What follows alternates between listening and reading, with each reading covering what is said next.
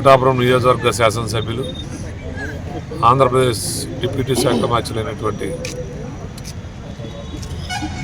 పవన్ కళ్యాణ్ గారు రేపు 9వ తేదీ నాడు పిఠాపురం నియోజకవర్గంలో అంగరంగ వైభవంగా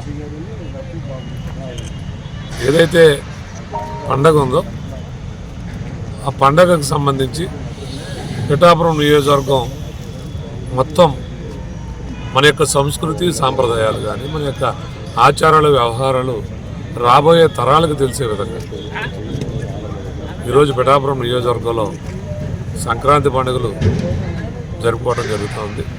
దాంట్లో భాగంగా మనం సుమారు 350 మంది కళాకారులు రాబోతూ ఉన్నారు. వివిధ నృత్యాలు, గరగాట కావచ్చు, తప్పిడిగుళ్ళు కావచ్చు,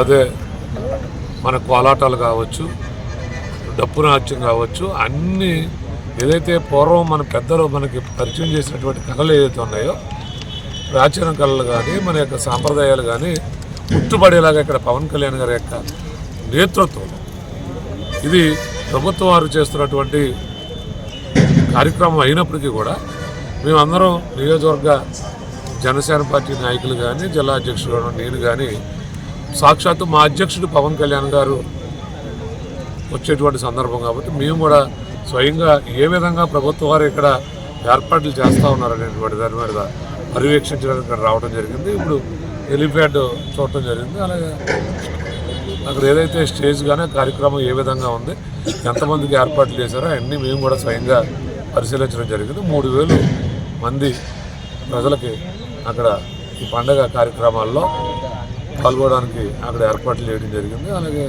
కొంతమంది ఎవరైతే అధికారులు కానీ విఐపీస్ కానీ వస్తే వారికి 300 నుంచి 400 మంది వారికి కూడా ఏర్పాటు చేయడం జరిగింది. ఏదేమైనా పవన్ కళ్యాణ్ గారు వచ్చిన తర్వాత పిఠాపురానికి ఒక కొత్త వరవడి, ఒక కొత్త శోభ వచ్చిందనేటువంటి ప్రజలందరూ కూడా ఆనందించే సమయంలో మేమందరం పెద్ద ఎత్తున ఈ పండుగ కార్యక్రమం జరుపుకుంటాం.